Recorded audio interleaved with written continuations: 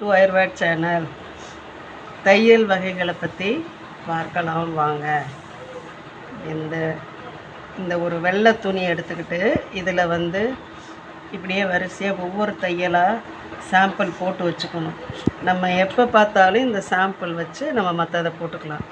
இதை இப்போ நாங்கள் டீச் பண்ண போகிறதுக்கு இது ரொம்ப முக்கியமான ஒன்று. அதனால் இப்போ இதை போட்டிருக்குறோம்.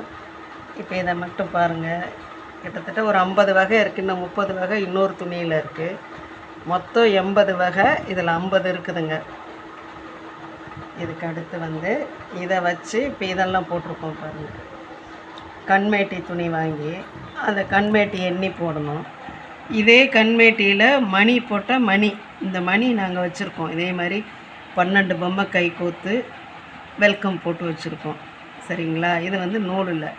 நம்ம எப்போ போட்டாலும் இந்த கட்டம் கிராப் பேப்பர் வாங்கி அதில் படம் வரைஞ்சி அதை எண்ணி போட்டுக்கணும். அடுத்தது வெல்கம் போடலாம். ஃபஸ்ட்டு இப்போ கர்ச்சீப் முடித்ததுக்கப்புறம் இந்த வெல்கம் தாங்க போடணும்.